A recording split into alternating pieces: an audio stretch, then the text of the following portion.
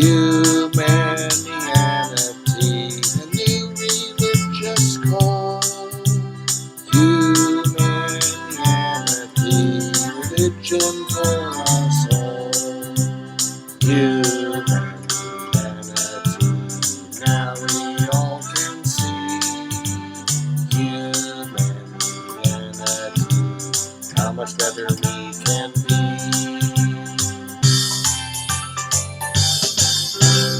Hi, I'm Bill Van Fleet, and this is Humanianity Conversation number 44, recorded on April 14th, 2020.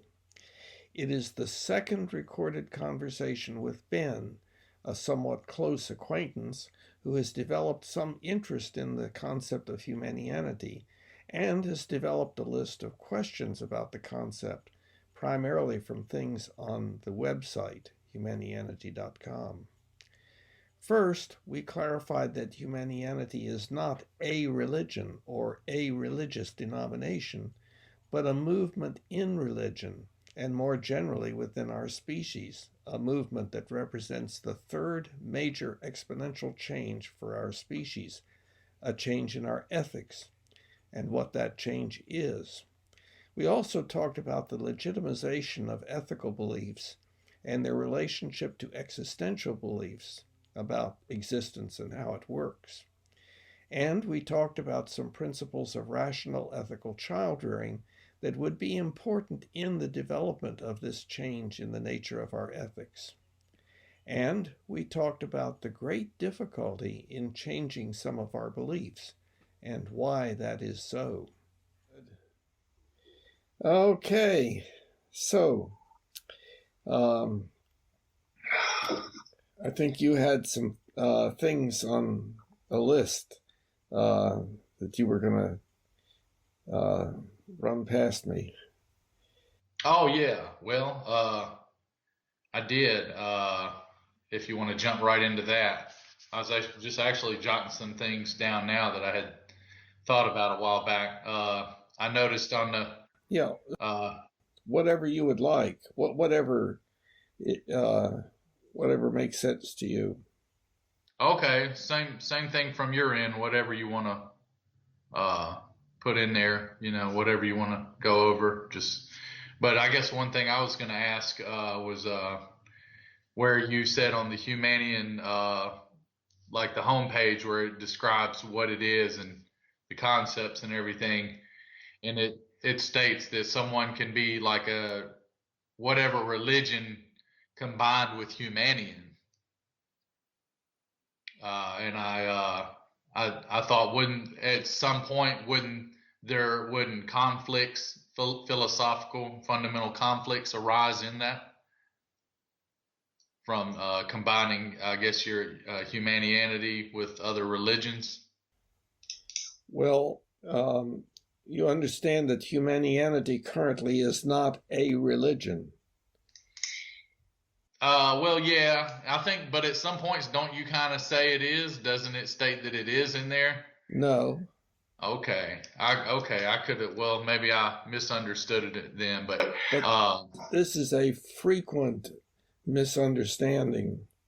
okay, yeah, I might pull it. I was gonna say I don't want to pull it up on my phone while we're talking, but it almost seems like it said it was. But okay, anyway, I'll. So we could do a screen share and uh, pull that up. Um, would you like to do that? Not necessarily because it doesn't directly so much pertain to the point that I was wanting to or the question I was wanting to ask it is whether you consider it one or not. It's still it's a philosophy. It's a set of ideas uh, saying this is how this will be a good way for people to live and Not, to make things better. yeah, not really. What? Well, then what would you say then? Okay. Humanianity is just a label put on something that is happening in our species, uh, currently. It's the beginning. You think so? Yes. I'd say maybe amongst a minority of our species, maybe you could say that. Generally, overall speaking, I don't know about that. Yes. Well, you didn't let me finish what I was saying. Go ahead. Go ahead. See, it is a kind of a complicated issue. It's a little bit ahead of its time in a sense, but it is the third exponential change for our species, making it drastically different from all other species and from the way it was before that exponential change. Are you familiar with the first two exponential changes? I am very much so, having read your book. Yeah, your books and your literature. Well, okay, and for other people also, what would you say is the first exponential change? Wasn't the first the capability to use symbols and syntax? Yes, that's right. Giving us language. Yeah. Right. Uh, lots of species have communication, but it is not verbal. It's signaling and stuff like that. But we actually use symbols that stand for things and arrange them in sentences according to the rules of syntax, and that enables us to do what we're doing right now. Okay, the second exponential change, which is still ongoing. Let's see. I'm trying to recall. You mean, is it just like having to do with technology and everything? Okay, the second exponential change really started accelerating about 2,000 or 3,000 years ago, but especially in the past 200 or 300 years, and especially in the past 100 years. And that was the development of rationality, the development of the rules of logic, and then the rules of evidence, giving us science and technology. Yeah. Okay, and that has made us extremely powerful. Yeah. So I mean, most anybody with rational mind would agree with that. Yeah. okay. But those things go back to Egyptian and Mesopotamian times. Even back then, they were experts at mapping the skies and expert engineers. If you look at the pyramids and the structures and things they built, and how they aligned the pyramids almost perfectly with the longitude and the latitude, and all the hieroglyphics we've discovered. There was a lot of science-based information in those, and we have evidence of them doing surgical things. And also, if you know about the invasion of Alexandria and the great library being burnt down, and like us losing like 90% of the world's information, so we probably lost a lot at that point. That we might be a lot further along now had we had that information.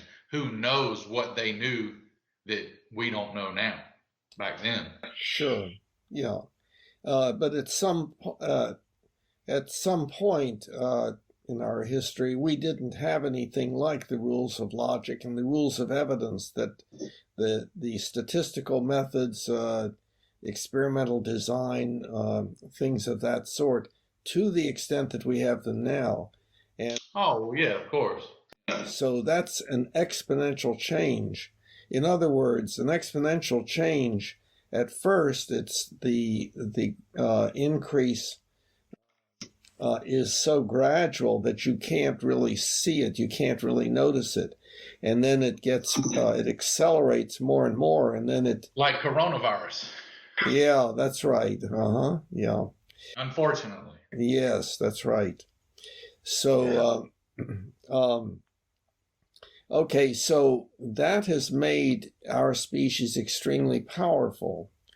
Now, the problem is that our species has certain behavioral tendencies that are the same as those of chimpanzees and bonobos and so forth.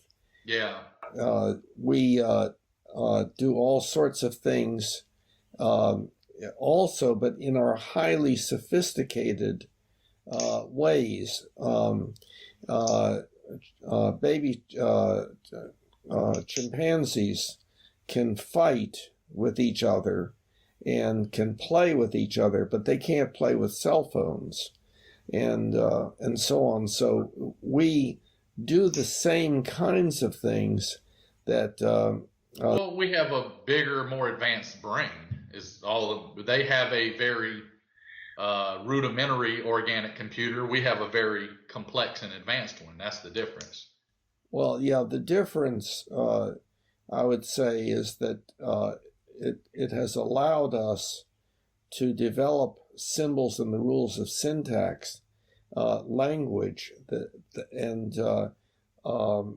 and then there's something about when we started developing cooking, that led to an increase in the size of our brains. Now, I don't know about that. I have no expertise in areas like that. But as to why our brains grew? well, that's what I understand. Yeah, from protein. That some maintain. When we went from being herbivorous tree dwellers to bipedal hunter and gatherers, our protein ingestion increased, and that forced our brains to grow over generations. They exponentially, our brain matter and size and complexity of our brain exponentially increased. Yes. Okay. Uh, so the technicalities of that, as I say, I don't have any expertise in, and so on. But well, that's what National Geographic said. I'm going off there. I'm going off the show I watched about it. Okay, but what I am saying is that we first we developed the rules. We developed language, and then we developed science and technology. So we become very, very powerful. Yeah. We used to, in fighting, we would maybe fight with one or two other individuals. Now we can wipe out, whole countries and so forth. Yeah. We have the ability to just about destroy our own species and many others on the planet. Actually, I think there's the world's nuclear arsenal can destroy the Earth. I think literally maybe hundreds of times over. It's quite a crazy number. I think it's up there. So, in other words, we are high tech. We are talking high tech chimpanzees doing what chimpanzees do. Really great things and really terrible things and all in between. And so we live a pretty horrible life on this planet compared to what it would be like if we stopped doing all the bad things. I think that we would almost 100% agree upon that statement you just made. Yeah. Okay. So now what is happening is, see, the thing that we're talking about here that is so important is what we should do and what we should not do. Mm-hmm. In other words, we may, it's like the small child may want to grab his brother's whatever, food or whatever, but he learns that he should not do that. And chimpanzees learn, I should not mess with that female because she belongs to the alpha. And forth. So there is a kind of ethics that is a normal ethics, and it's the ethics of obedience, the ethics. Authoritarian ethics. Exactly. Yeah. Okay, so now humanity is the emergence of a different kind of ethics. And it's not that it's been absent up until a certain point, but it is growing. And I would maintain it's an exponential change, but we're still way down at the beginning of this exponential change. So compared to what it might be like when we have really undergone the exponential change to a great extent, we are just a toddler as a species. So, Yeah, I mean, I think any like any sociologist or psychiatrist would pretty much agree with that. I mean, that's pretty clear cut. If you examine human behavior over human history to this point, what you're saying is scientifically accurate. okay, so now the question is, what is this new ethics that is developing? And what I would say it is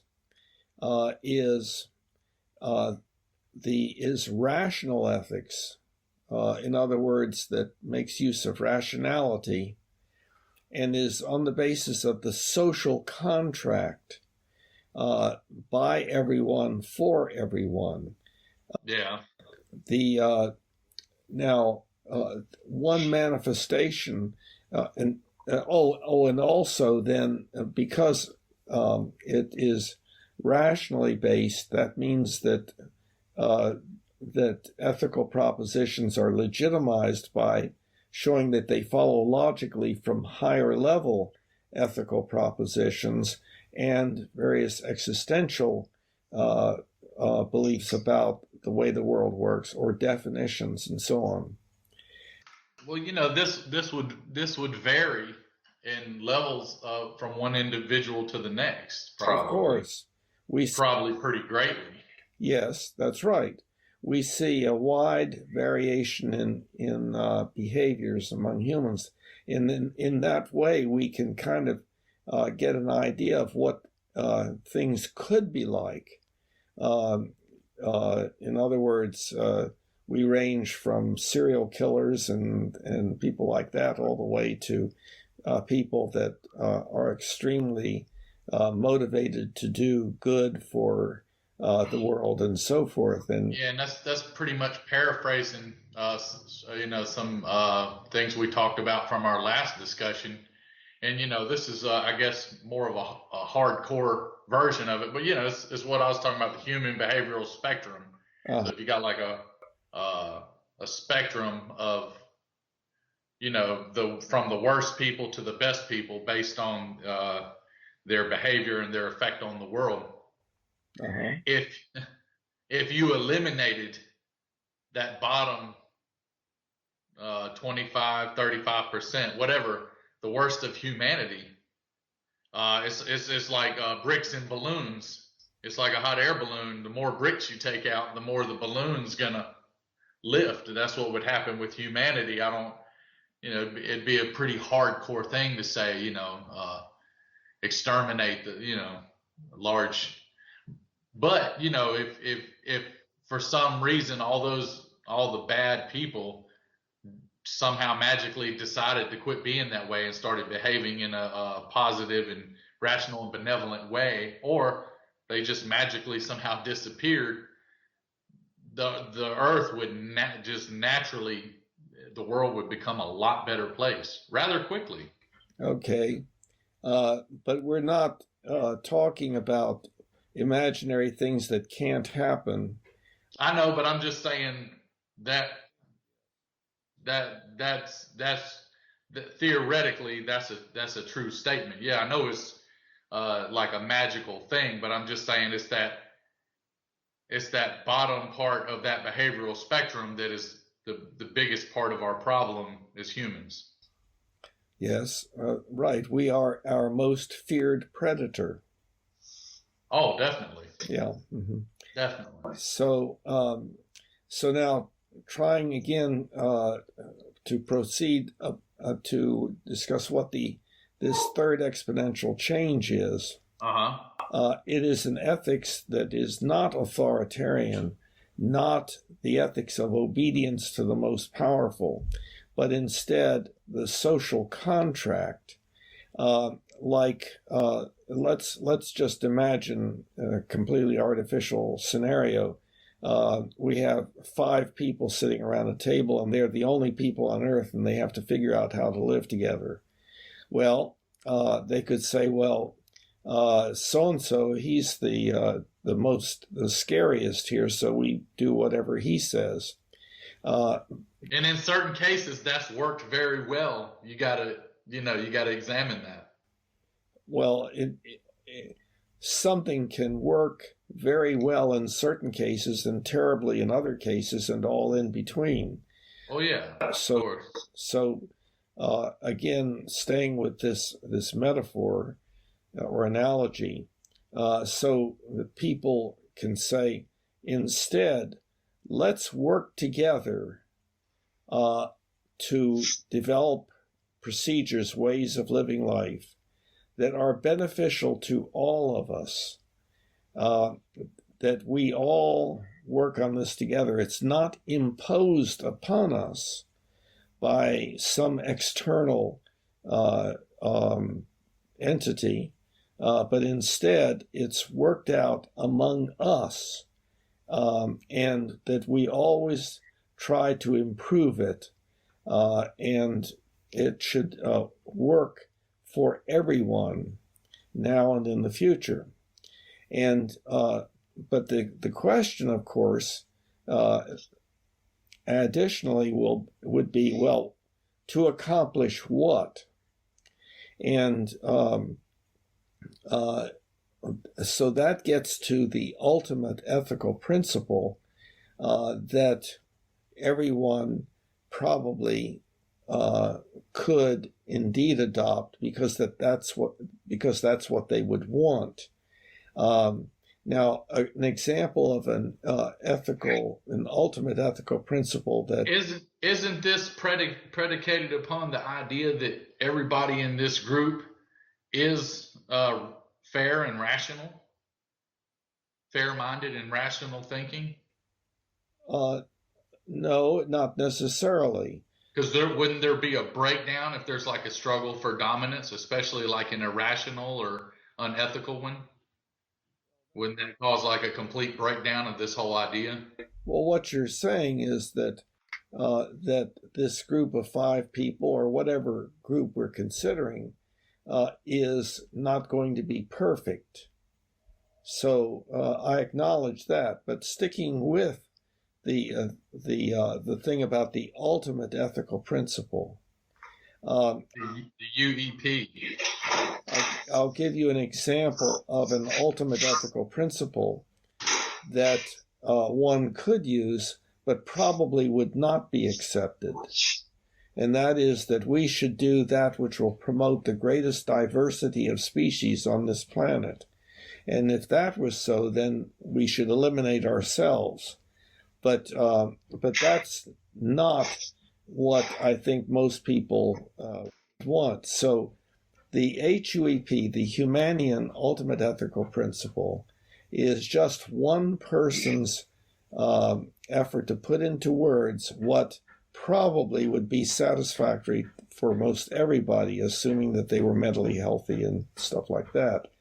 And that is that we should do that which will promote not only the survival of our species, but also as much joy, contentment, and appreciation as possible, and as little pain, suffering, disability, and early death as possible for everyone now and in the future. Now, you might be able to come up with something better than that. But that's... No, that's pretty good. That's pretty up there. Yeah, I would think so. Okay, so Humanianity then, see, is this change, this movement in our species toward this kind of ethics, where we are all working together for all of us, and rationally adhering to and there's some aspects of socialism in there. Doesn't that sound pretty kind of socialistic? well, perhaps. Which has its place, at least in my views, I guess. Not in its entirety, but some implementation of it. Yeah. Well, sure. I mean, socialism developed because people thought that, and many people still think that we can economically, I guess, structure our way of living such that it's of benefit to everyone, and so on. So social. You'd have to a better degree, eradicate greed and probably some ignorance for that to happen, because at the end of the day, you got to deal with math. And if a few people have this much of the money and then a majority of the people have this much, okay, well, for us down here to have ample means, it's got to do this. It's complex, but at the end of the day, it's kind of simple math. It's kind of junior high school math at the end of the day. Yeah. So, see what we can do if we're trying to understand how we might become, 1,000 years from now or 100 years from now, and we evaluate some specific part of it in the current context, then it's going to be difficult to understand the total context. The example that I give for that is 100 years ago, you tried to tell me, let's say, that I would be able to get into my vehicle and travel 80 miles an hour down the road. And I would laugh at you because I would say, in the first place, you'd skid off the road into the woods. And the second place, you would scare all the horses. And so if you take one part of something in the future and put it in the present context, then it's going to be difficult to understand or accept. But again, what I'm trying to do is to clarify what humanianity is. And it is this movement toward a new kind of ethics that is rationally based and with commitment to the Humanian ultimate ethical principle that I just outlined. What if that which is most powerful is most rational, the most rational? Well, I don't know what you mean. What if whoever's in charge is the most rational person? Well, see, you're jumping to an entirely different scenario. Remember that people around the table, working together to figure out how they're going to live together, developing procedures. Hold on. Develop procedures together. They will, for instance, say, well, now so-and-so knows the most about such and such, so we'll primarily use his judgment about that, and this other person knows more about so-and-so, so she... What I call the expert theory, obviously, yeah. The expert theory, yeah. Okay. Like, who do you want to fly the rocket to the moon? Do you want me to do it, or do you want the NASA pilot to do it? It's kind of like that. Yeah. Yeah, that's so there's a whole area of thought there that we can get into also, because we tend to think that we've got things worked out the best way now, except that it's corrupted and we just have to get rid of the corruption and so forth. But there are other possibilities. Um, and Would it not be so? These five people, so it'd be like a five-person democracy. Yes. Okay. So let's clarify that the emergence of democracy was an example of the emergence of Humanianity. It was an early sign of Humanianity. The emergence of, what about? I mean, how much of democracy? How democratic are things really, though? How much of it is fundamentally true and in place, and how much of it is an illusion? Well, that's right. That's right. The idea, though, of democracy is a movement away from dictatorship by the most powerful, by the ones with the best weapons and so forth. Yeah, yeah. I mean, and that sounds good on paper, but that sounds also to me kind of like, I mean, because of the, like you previously mentioned, the type of primal creatures we are, and our basic animal nature within us. It sounds kind of idealistic to But see, Ben, the reason think things will be completely that way. See, you're making the assumption that I'm talking about things being, quote, completely that way. I am in absolute agreement with you that the democratic system is not functioning very well, and in fact, the system is much more authoritarian, except that instead of the authoritarian nature being supported by the best weapons, it increasingly has been the most money.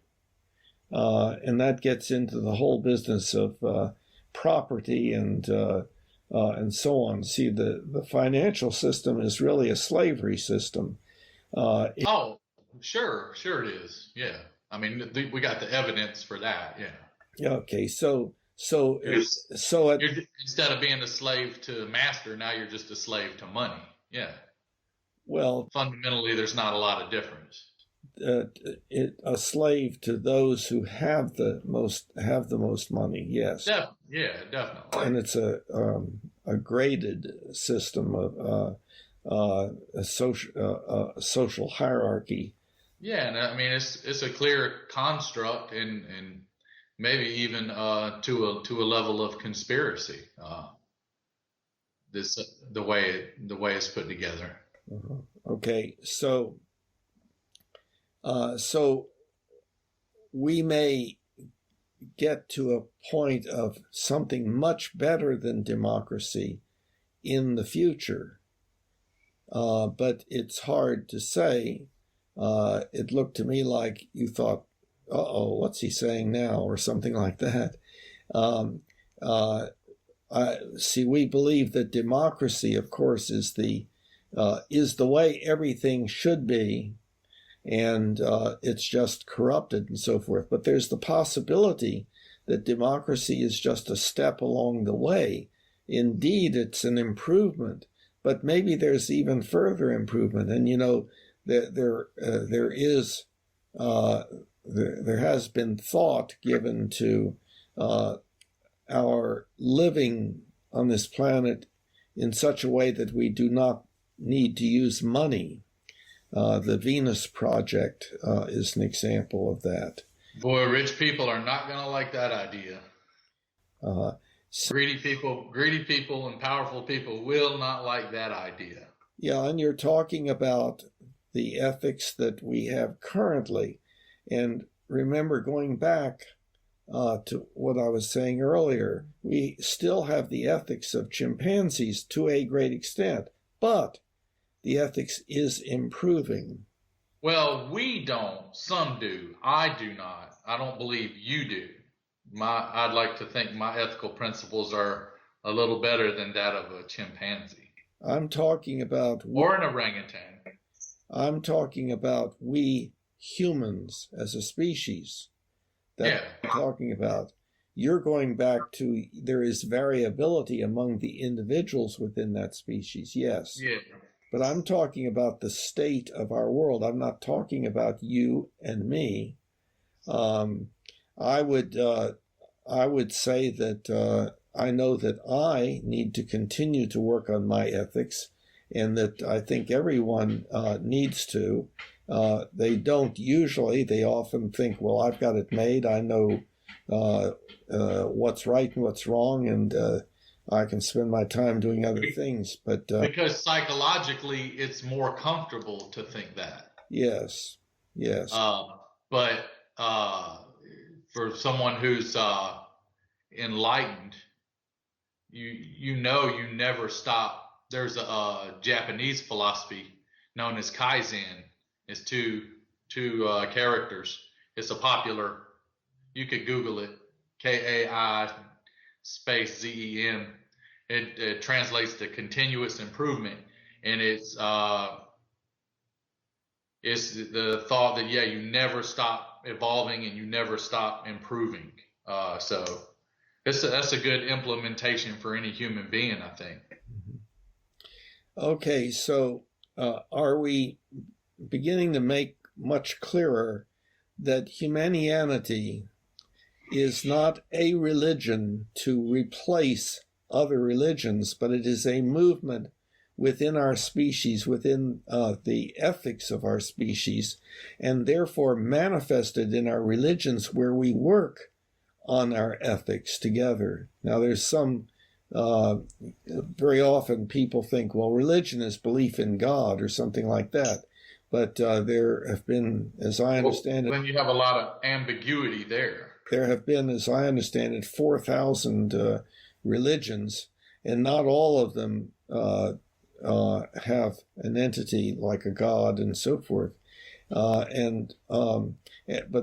the role that the religions have played has been social cohesion.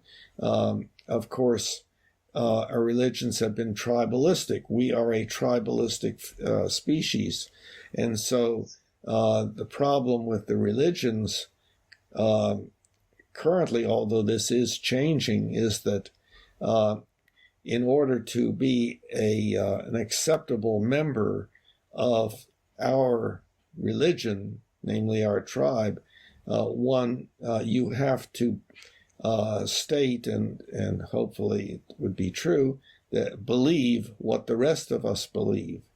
Even if it doesn't make sense, even if it could possibly have a suboptimal effect or outcome. Right, that's right.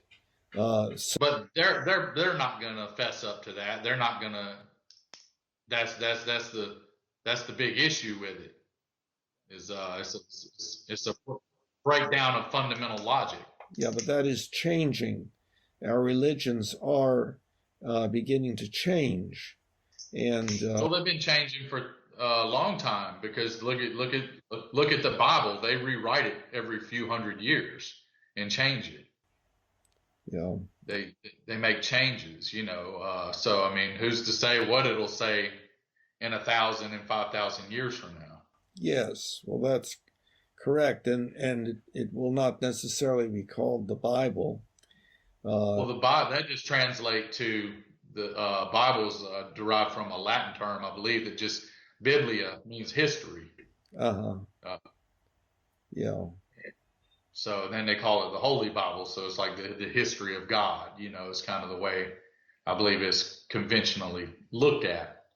But that's the thing. You can't say it's all good or all bad, because there's things in there that don't really logically add up. But then there's also very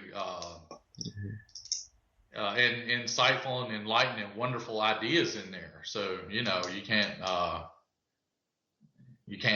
like going into a volcano and there's, you know, some ash and burnt up stuff and smoke, but then there's beautiful stones and gems all scattered throughout. And, you know, so that like, there's, yeah, a lot of good stories and ideas in there that I think will stand the test of time. So, Yeah.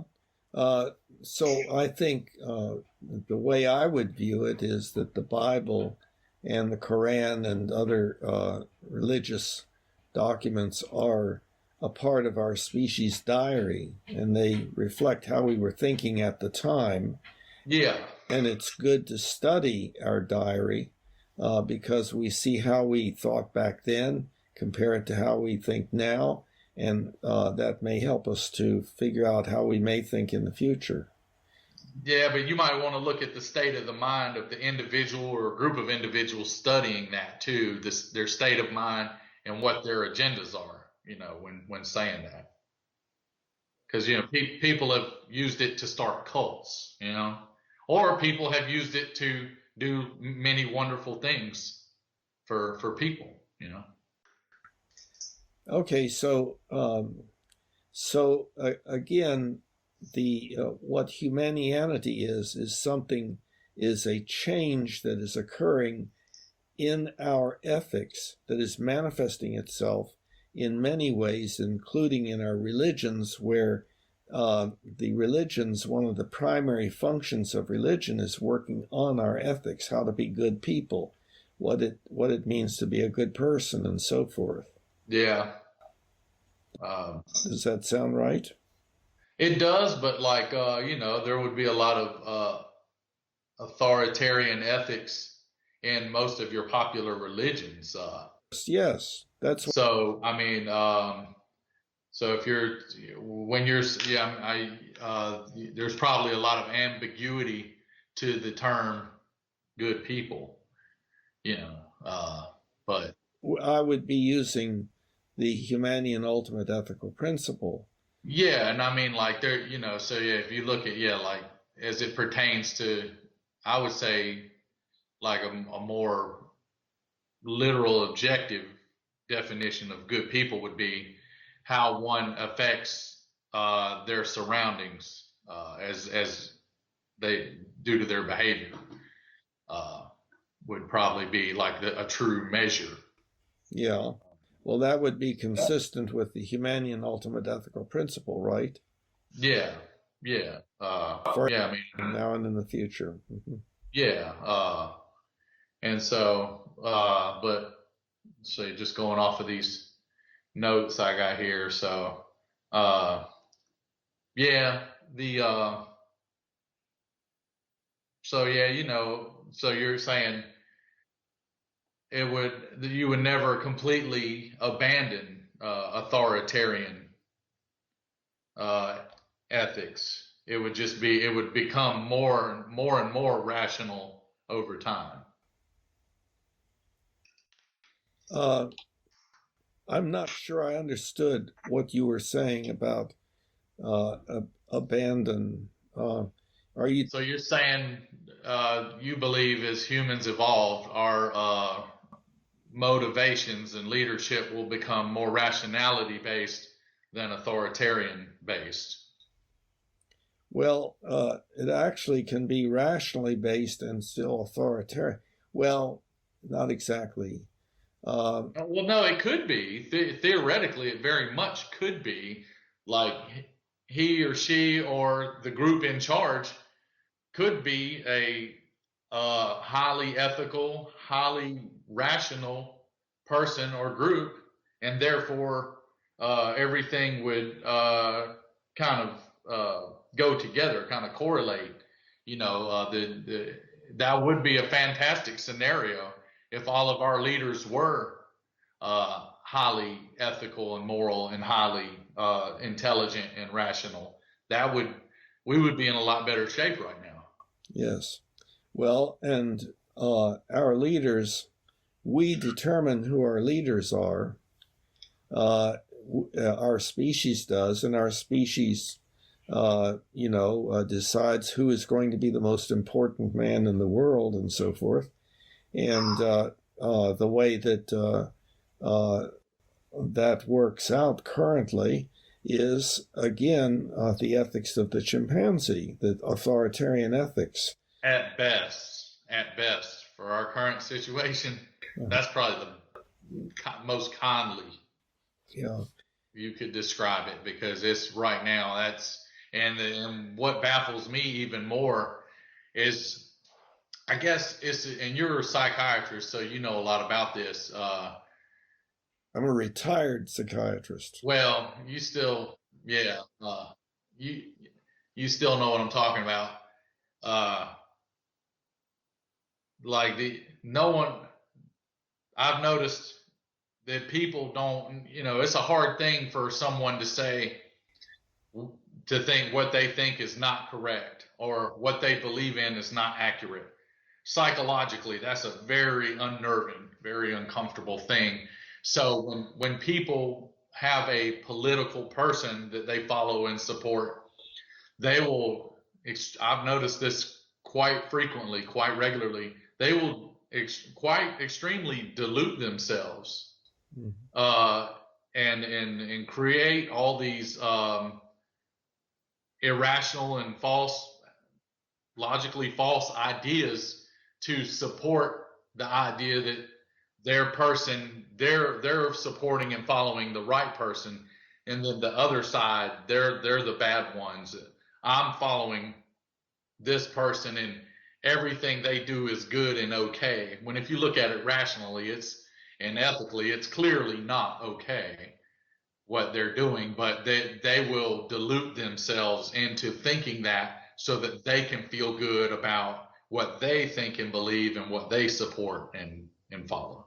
Yeah, and that's I don't know whether you have read the third page of the home section of the Humanianity.com that says the challenge, our greatest challenge.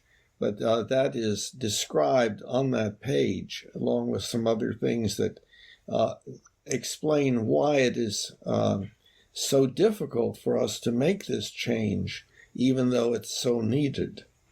But yes, the difficulty in changing one's beliefs, cognitive dissonance is the term for the discomfort that involved, because our beliefs tend to be connected together, and so the changing of one can have an effect with regard interrelated and intersupported. Yes. Yeah. Yeah. So now, so getting back to the very beginning, where you were seeing Humanianity as being something alternative to the religions, I think is the way you were looking at it. Well, that and you were, because it says on there you can be a Humanian Christian, you can be a Humanian Muslim, you can be a Humanian Jew, like that. Like, I guess you can conjoin it with whatever your current religion is. Well, it's a movement within all of those different things to a greater or lesser extent. Now, some of the religions are very much stuck in their basic sets of beliefs and procedures and so forth, but others are evolving. And so there's fundamentalist religions and there's progressive religions. The same religions can have fundamentalist components and progressive components. It seems that Christianity seems to be the most divided and diverse, to my knowledge. They have a lot of different sects of their religion, Lutherans and Methodist and Baptist, and and they all like kind of have their different like little views or interpretations of things. Okay, yeah. Here's what I was thinking of. It says humanity. I'm reading off your website. I got it on my phone right now. Humanianity is religion, bold and underlined, but then parentheses, but not currently a religion or a denomination in the descriptively accurate sense that it is. Mm-hmm. So that's what it reads on there. Yes. So I guess that's what, so it says, but it does say humanity is religion. Yes, it is religion in that it is our effort to work on our ethics. It has to do specifically with working on our ethics. And that is what the religions are involved with, though people primarily look at the existential beliefs of religions, like whether there's a god or goddess or what God consists of and so forth, and look to the religions for a degree of euphoria or comfort and so on. But then where the irony lies within that is if there is indeed such a thing, you would think that it would be extremely rational and extremely ethical. One would think. Well, if something's trillions of times more intelligent than us, Yeah, possibly. We would at least like to think that and so on, but if we all, and that's why I was always kind of like the concept of universalism, because it's like you can still believe in something, but you don't have to attach all these crazy, unlogical, irrational, possibly even harmful things to it, and I guess that's kind of my views on how I look at it. Yeah, well, our religions reflect who we are because we are the creators of our many, many, many religions. That's yeah. So that would be true, yeah. So the tendencies that exist in us get into whatever we create. Government, for instance, has things in it that reflect who we are as a species. So the effort here is to think outside of to get a total picture and to think about where that total picture could go in the future, and whether it's headed in that direction currently, though so early that we tend to disregard the idea. That's why Humanianity is not something I think that is going to just take off in a viral nature and so forth. Well, it theoretically possibly could, like every other idea or sensation that is taken off in the past. It would be how appealing the idea is, how well it's marketed and sold, not sold for monetary profit, but I mean promoted. See, this is a more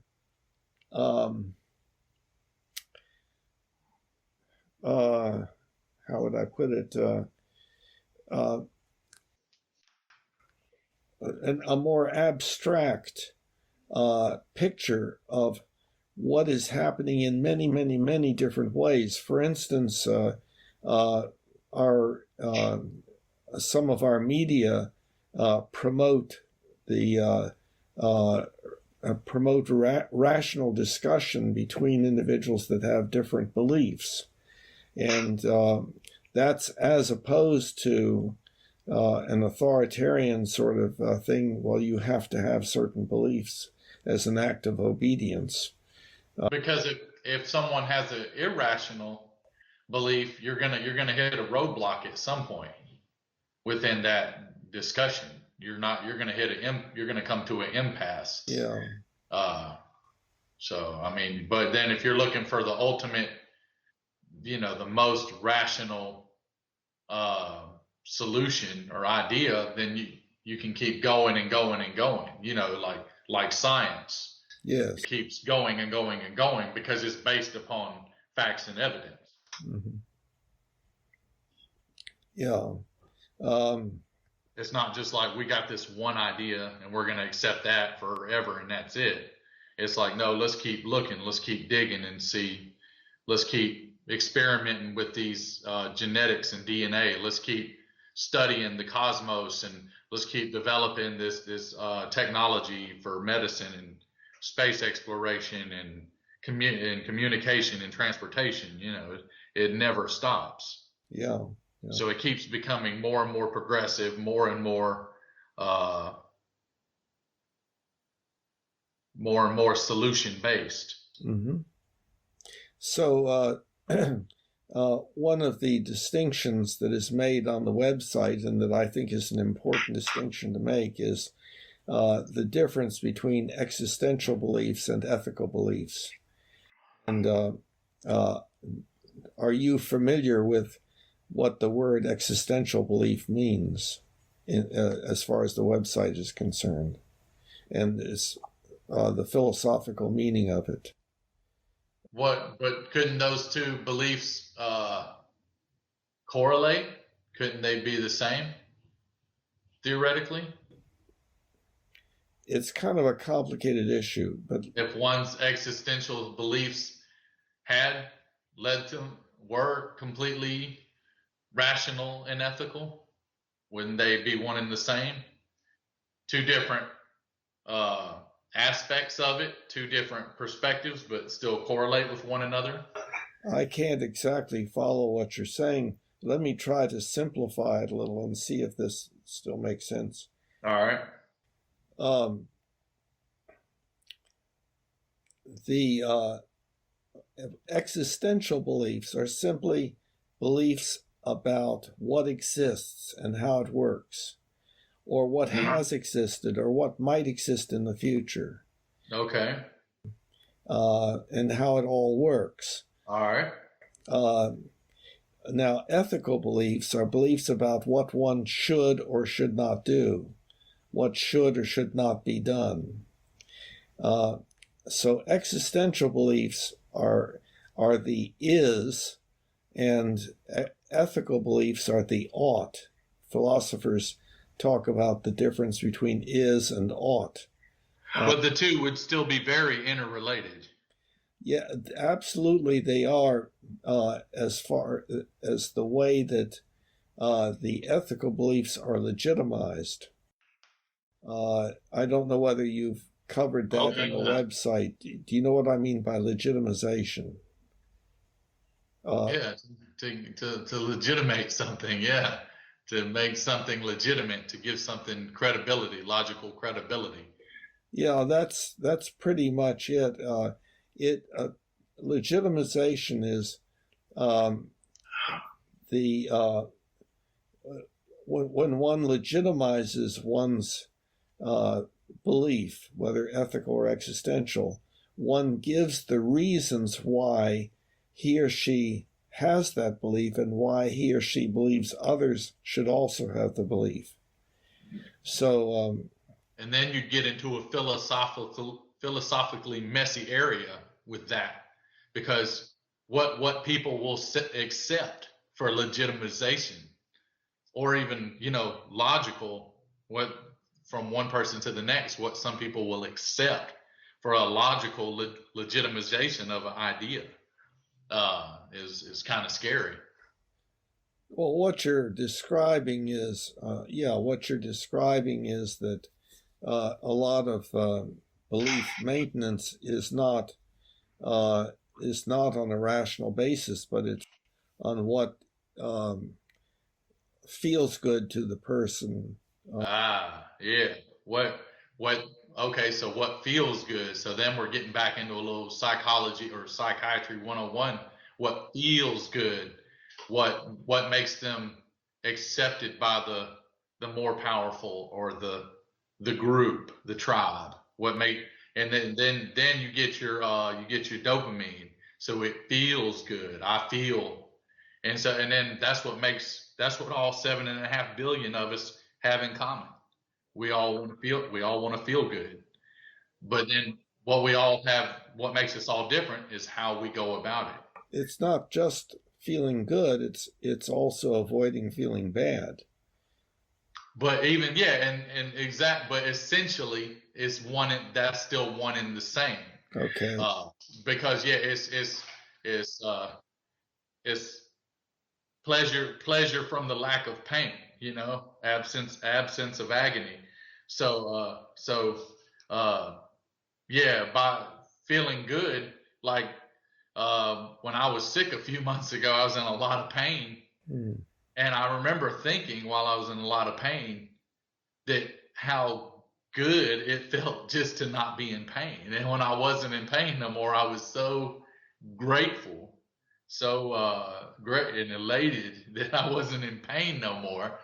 And it felt so I didn't feel good in the sense I probably didn't really have any dopamine rush going on, and that's usually whether we get it from laughter or being accepted or taking a nice dose of whatever illegal or legal substance we might have around. However we go about getting it, I probably didn't feel good in the sense that I was doing any of that stuff and getting a dopamine shot in my brain, but I felt good in the sense that I wasn't in pain and agony, so it felt good. So yeah, I mean you could apply all of that to it. What I guess feeling good, like you could ask me today, how are you doing? And yeah, I mean, other than maybe the little bit of dopamine I'm getting from our conversation or whatever, because that actually a good conversation actually releases a little bit of it. I know you know that. But other than that, I haven't done anything to create but I feel good, I guess because I have good means to live by and I'm generally healthy. I see that as like a very wonderful thing. I mean, I think a lot of times people lose sight of that. If you have good means to live by and your health is generally good, you make no mistake, you are doing friggin' fantastic globally, from a human perspective. Yes, I agree. And you're probably on the beneficial end of the Humanianity concept. You're not experienced very much PSDED, and you're experiencing quite a bit of JCA. So it's good. So let's see, how did we get to discussing this? I don't know.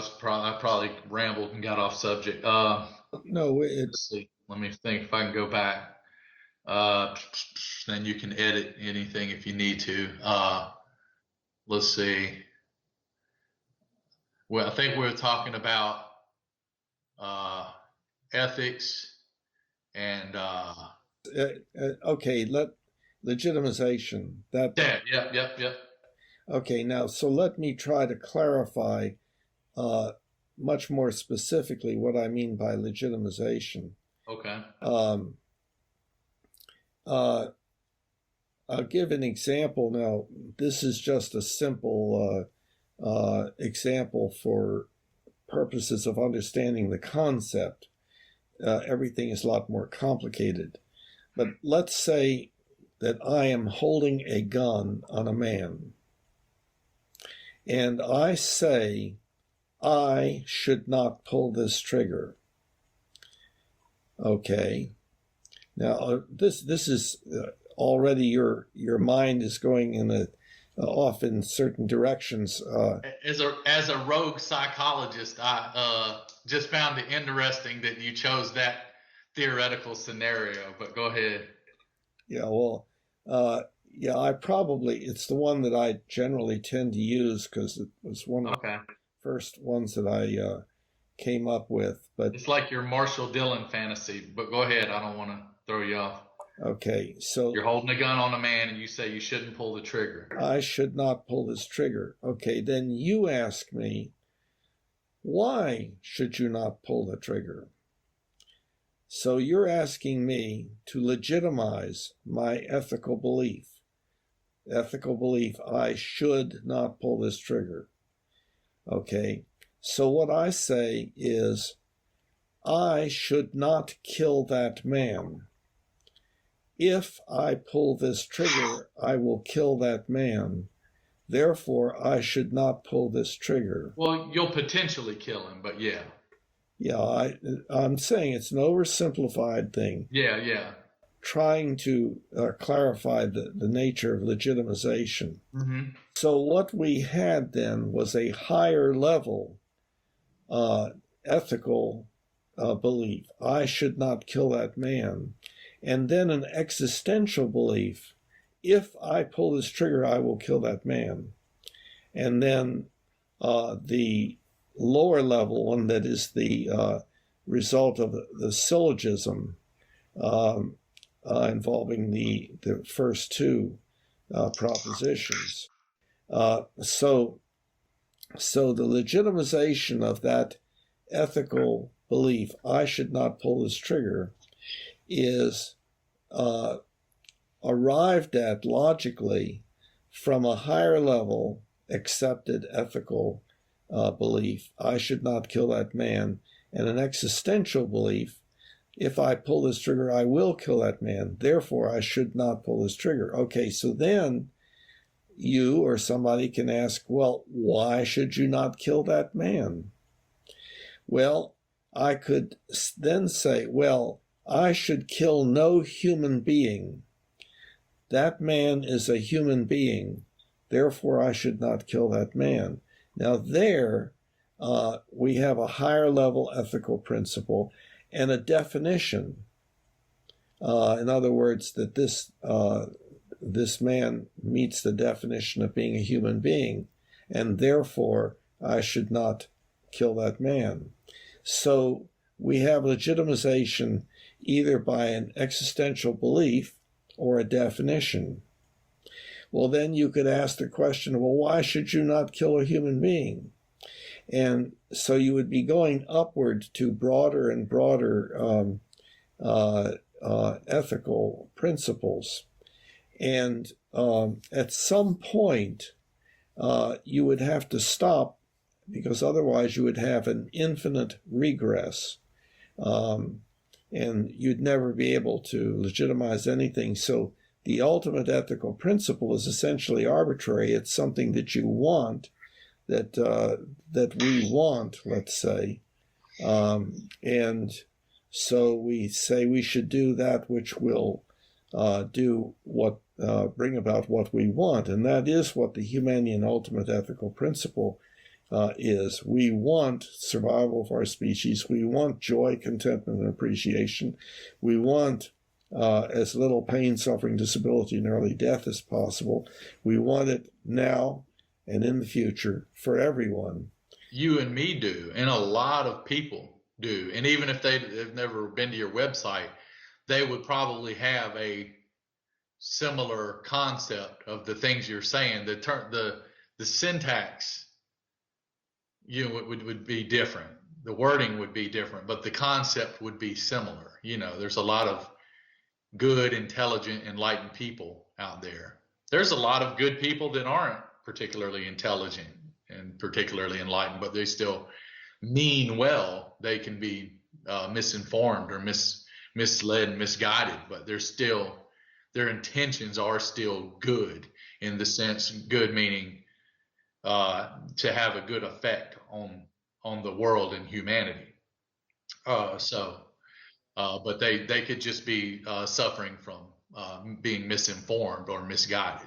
Yeah, well, see, you're using the word good, and if I use the word good, Well, I kind of gave you a description of what good was when using the word good too.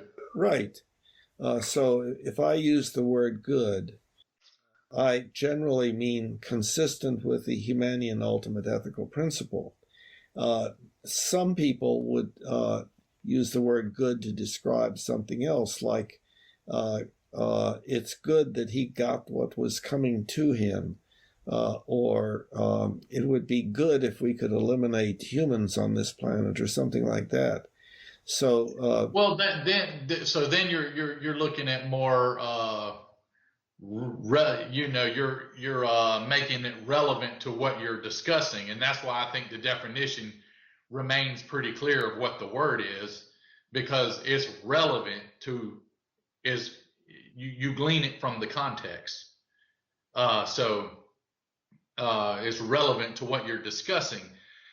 Because, yeah, truthfully, for the earth and the environment, it probably would be good for humans not to be on it. Everything would become a lot cleaner, and there wouldn't be all this waste and all these wars and viruses going around and stuff, So, yeah, I mean, but as it pertains to humanity and our well being and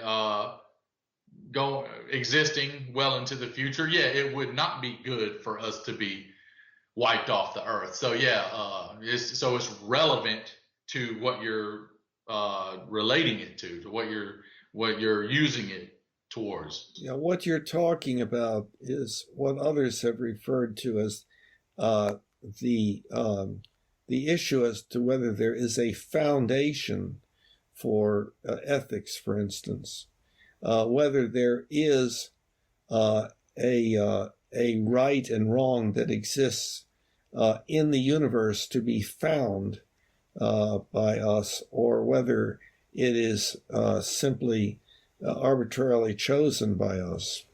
Well, to right now, it's arbitrarily chosen, quite obviously. But I mean, not not to say what you previously mentioned couldn't one day come about, but the closest thing to that would be, you know, what effects decisions and actions have upon things would be the closest thing you could get is to like a true reading of that, like a true measuring stick.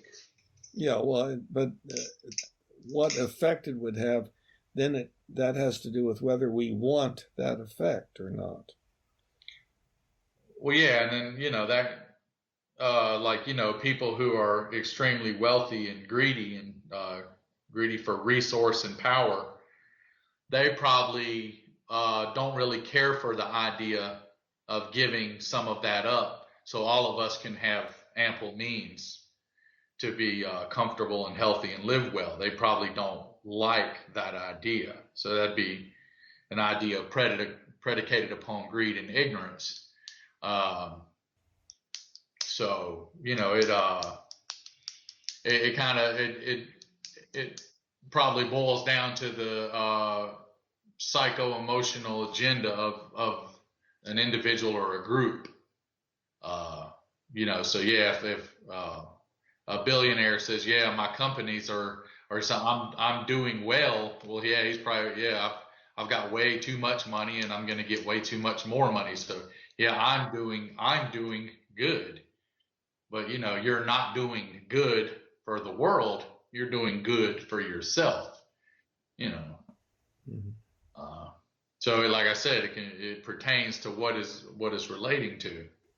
Mm-hmm.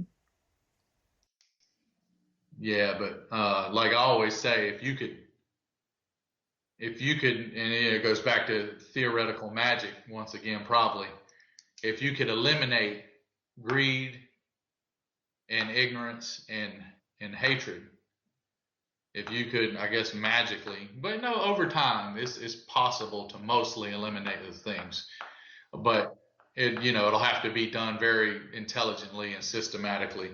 Uh, but if you could eliminate those things, yeah, we would live in a mostly like, yeah, utopic world, utopic society. Okay, well, If we have the knowledge now to do it. let's clarify something having to do with that. You're using the word eliminate, and I think what's very important to recognize is that we have all of these tendencies built into us. When we come out into the world, we have all of these tendencies built into us, but it is the development of our ethics, what we should do, that helps us to inhibit those things that are not wanted by the culture. The culture negatively reinforces those things that do not fit in with the culture, and positively reinforces those things that do. And so we start getting our ethics from our culture. And so, of course, that's always been primarily authoritarian. Parents make their children do things, don't talk back, do what I say, and so forth. But the thing that is new and appearing as, for instance, a new way of rearing children that is sometimes referred to as positive discipline, which basically is the avoidance of punishment. And but more specifically, it is the rewarding for participation, for positive participation in family life and making things better within one's local community, namely the family or the larger community that one eventually moves into. Wouldn't that be like the second and third levels of child rearing from your first book? Okay, yeah, the different in that book I said that there were 4 levels of child rearing from the word punishment, reward, teaching, and modeling for identification. Right. Yes, that's right. See, and it is as much as possible eliminating punishment and using the others in a highly skilled manner, because they could still be used in unskilled manners, that would be rational, ethical child rearing. Yes. Mm-hmm. Yeah, that'd be an interesting study to do. It'd be hard to control it. It'd be hard to pinpoint a lot of things. But yeah, if you could do like say people who are having babies around now, and just literally do it. You'd have to do it amongst a pretty large number of people to get accurate data. It's okay. How are you going to choose to raise your kid? What methodology are you going to choose? And then get them to like them and maybe even an outside researcher to document it month after month, year after year, and just see. That way, you'd have some data to go with those ideas. That'd be pretty good. But and maybe, and then too, maybe one exact methodology doesn't work for everybody. Maybe there needs to be variables within it for it to maybe what works for one child, because we're all built and wired a little differently. Maybe that won't work. Maybe the adjustments will need to be made. Versus like, this is the way you raise a child.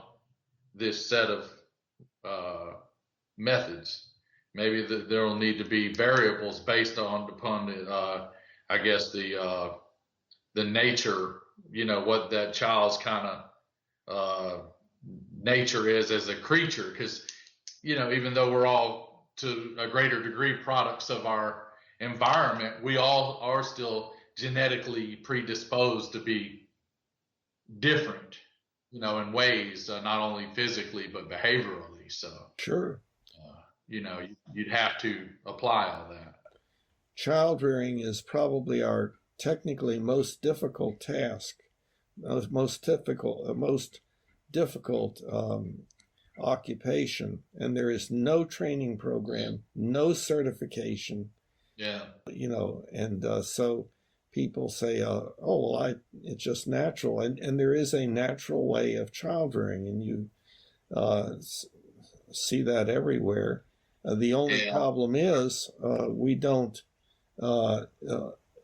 get good results. But if we say that, well, the results that we get, well, that's the way things are, then we don't consider the possibility that there could be a drastically different way of doing things that would be better. Yeah, and you could even probably do a retroactive study where it wouldn't take you nearly as a lot less time and effort and energy to do. You could talk to people who have grown children and see how their kids turned out, and ask them how did you raise your kids? How did you go about it? And you could get probably some decent data that way, retroactively. Just to, because obviously there's a lot of nice young people, and and I don't, maybe no one lives, probably very few of us live a perfect life or have a perfect upbringing, but like, okay, so you can say, well, okay, this group of people, this that are pretty good people as it pertains to their effect on the world, their effect on their surroundings, they were raised mostly this way, or that's because that's the thing. Some people are raised in very stable and positive households, and then maybe don't turn out so well, and then other people are raised in kind of tumultuous and suboptimal households and somehow turn out to do pretty well and be pretty good people. So you'd have to do an extensive study to nail down some data about that, like how much does the methodology truly affect the child and the individuals they grow. Well, again, it's very complex. If we're talking about non-punitive child rearing, one of the problems is that punishment can be punishment really is any effort to make the child feel bad because the child has done what you didn't want or not done what you did want. And that does not mean just physical punishment like spanking and stuff like that. It can be verbal, or it could be the taking away of a privilege, or something like that, I guess. Or just a facial expression. Yeah.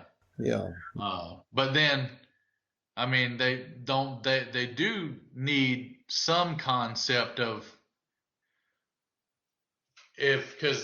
and when you become an adult and mommy and daddy are not there anymore, if you make bad decisions or choose bad behavior, the punishments are usually most of the time a lot more severe than what mommy or daddy would I know that.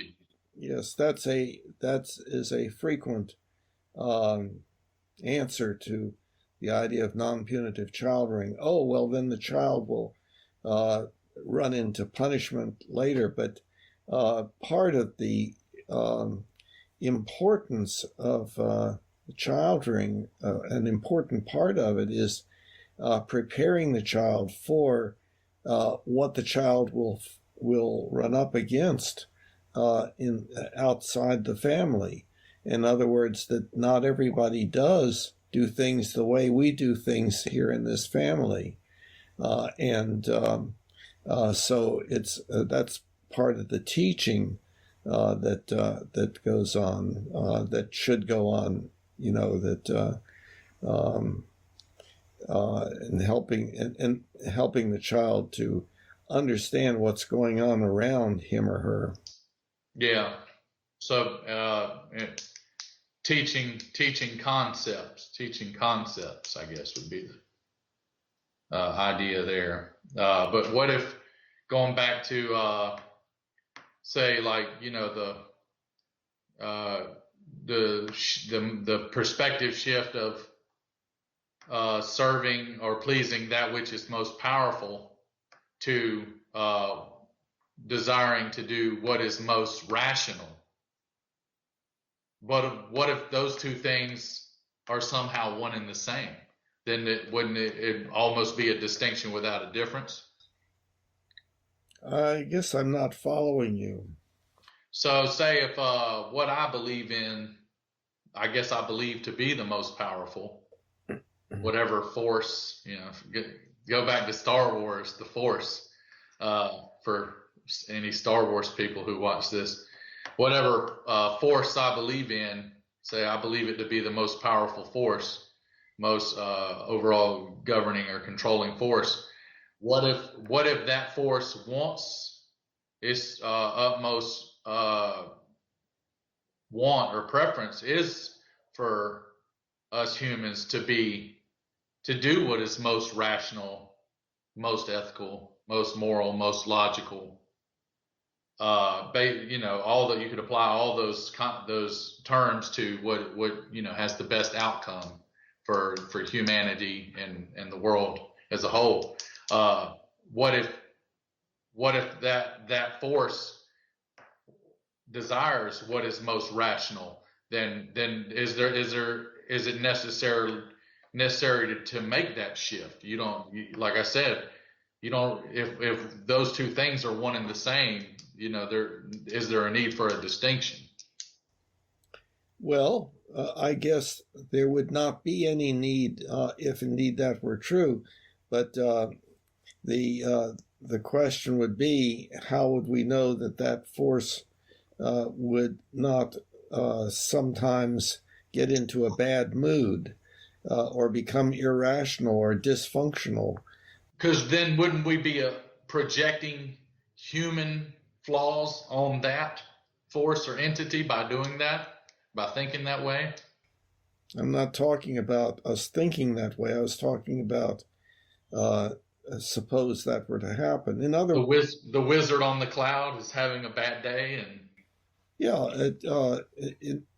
in other words, which do you want to do? Live by whoever is most powerful wants us to do, or to live according to the humane ultimate ethical principle?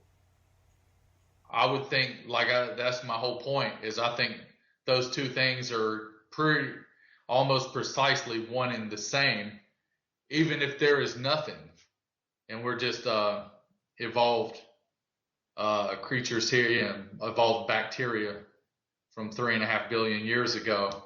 Uh, you know, and evolved shrews and lemurs from 60 and 50 million years ago.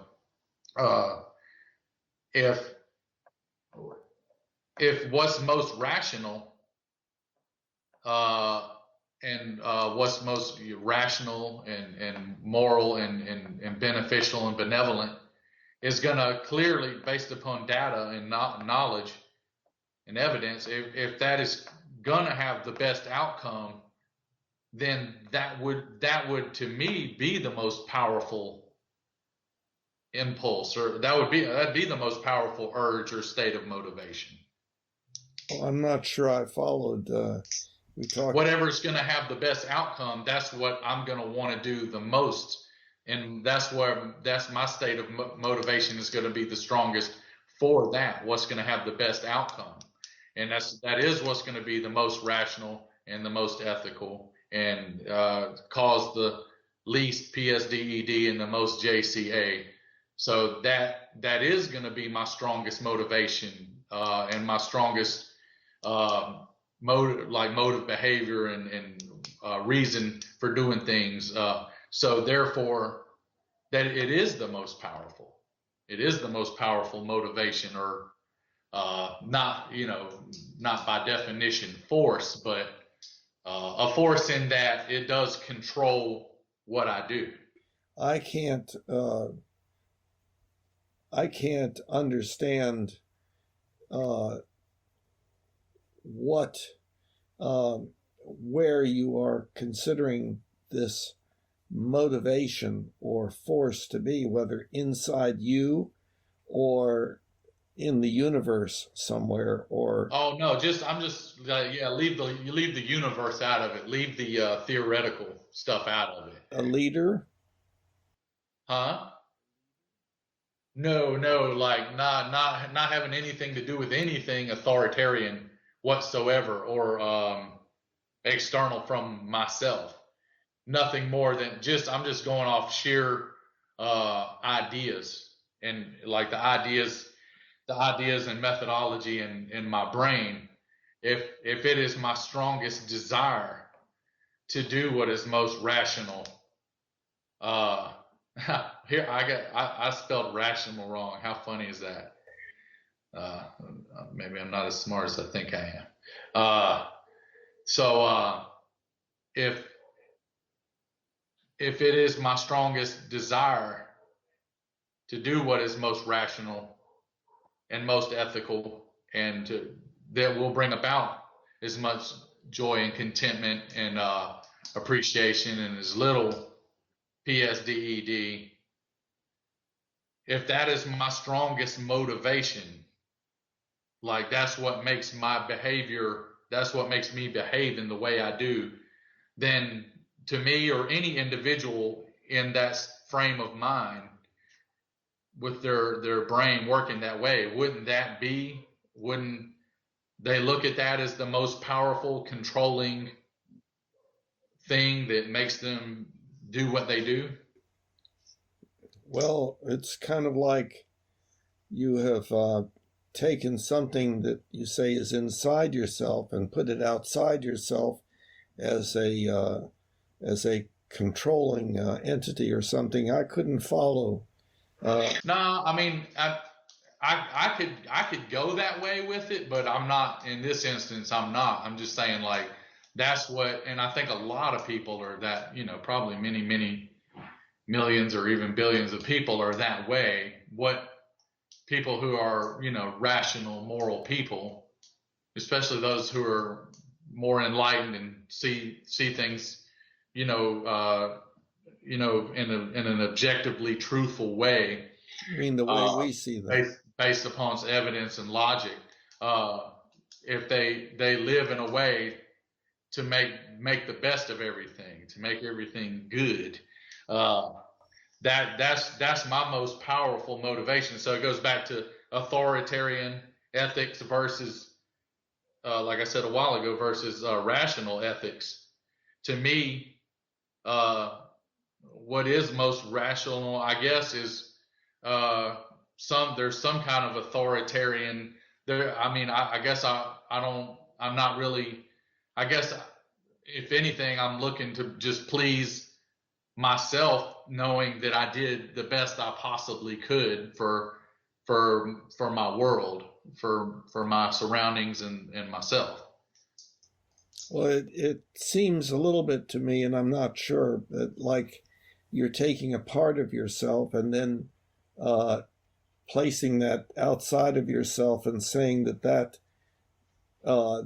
entity is making you do things and so forth. But I think that that's kind of metaphoric thinking and so forth. Oh yeah, I mean it is to some degree, but yeah, that's what I'm saying. It's I mean I'm not doing it. Yeah, I mean like I guess I do think there is something that feeds off of your thoughts and your choices and your behavior and reacts to that. And I'll probably do a talk about that at some point, just data that I've collected about that. And there's a lot of other scientists that are collecting data on such things. So, but yes, and I don't understand feeds off of and so on. I see this is where probably you're pretty clear what you mean, but when it enters my mind, I can't figure out exactly what you mean. It sounds like again like you're taking a part of yourself and making it into an entity that that is forcing you to be a certain way and so on, and that's an act of imagination, but and it's a way you could use language. It would be a poetic way of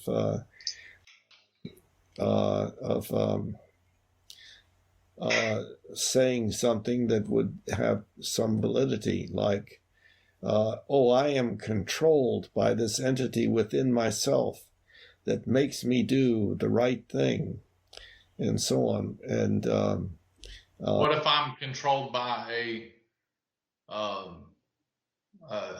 like a set of ideas and a methodology compiled within my own brain that I see to be the most optimal to this point, to this very second, and like that, going back to the Kaizen philosophy, and that is constantly evolving day by day as I take in more information and continue to enhance it.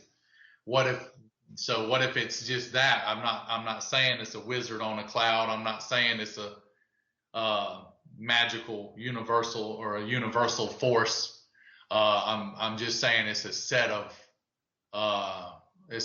ideas and a methodology in my own organic computer.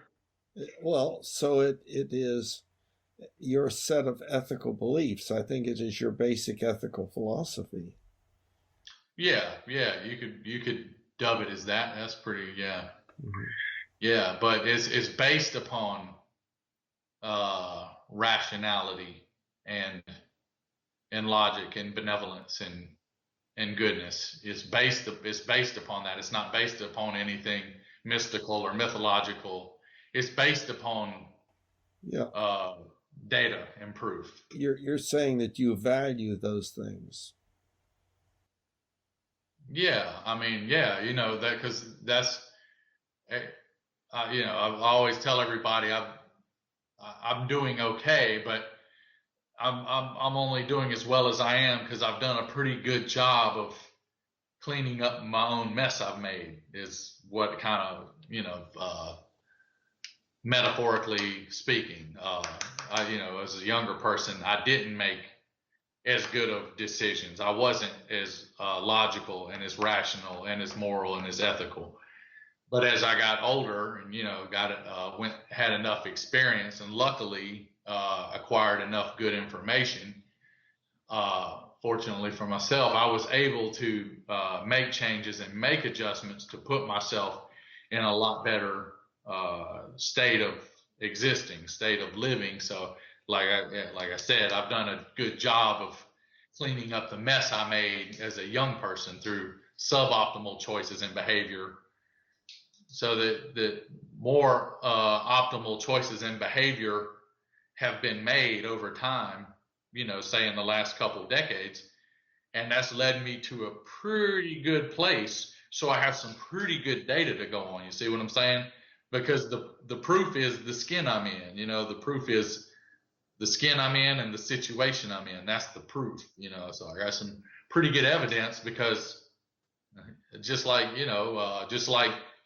you are the evidence for all that you've done. I mean, like all the choices you've made and behaviors you've chosen, we all are a kind of a walking organic pile of evidence of the choices we've made and the behaviors we've chosen. With the exception of maybe good or bad fortune on occasion. Yeah, well, I'm not sure how you're using the word evidence in that, but I know what you're saying. What ran through my mind was, I was wondering, it would be interesting to know what you thought was where you got, how those changes took place. And see, I would maintain that it would have to be through interaction with others than just yourself, because if you have no challenges to your beliefs, or you have no input on the part of others with regard to their thinking, it's very difficult for oneself to come up with new ideas. Not impossible, but and see, that's where I think optimally the religions should come in, because that's where people go to work together to become better people. Now, the problem is that the religions are still primarily tribalistic, and well, not only that, but how corrupted are they? How corrupted are they? Give or take from one to the next. because their creators are corrupted. There you go. Corruption is the persistence of aspects of our basic hominid nature that have not been modified satisfactorily by our ethical beliefs, such that we refrain from doing certain things that are not optimal, consistent with the Humanian ultimate ethical principle. But you say like you gotta take information in from outside sources, but just experiencing things on your own would still be you taking in information. Mm-hmm. So as much as of course, absolutely information that I've gotten from books and television shows and talking to people like yourself has helped me. You're always collecting and compiling information, and then if you're like me, you're trying to sift through that information. Okay, boy, this sounds really good, or ooh, I don't know about this, and oh, that don't sound good at all. So you kind of categorize it and get rid of the bad and hold on to the really good stuff.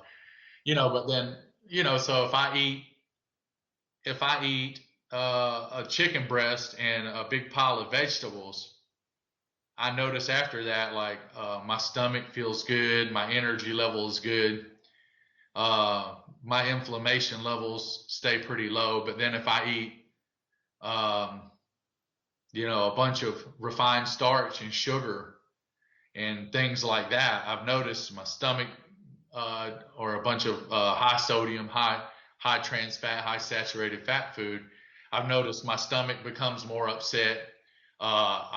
I feel my energy levels go down, my inflammation levels go up, and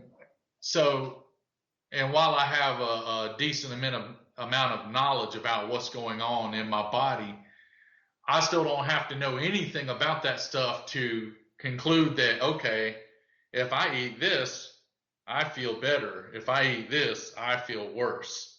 That's something that would be an example of learning something from experience. Taking in information from experience. No one would need to tell me anything about that for me to know what effect each choice has. Yeah, but on the other hand, many people do not make such a judgment, and so the question is, how did you come to make those judgments, to such that you arrived at those decisions about your experience? Because other people presumably are experiencing the same thing that you do if you deviate from your ethical standards regarding what you eat and so forth. So I think, again, a lot, not everything, but a lot comes from one's interaction with others.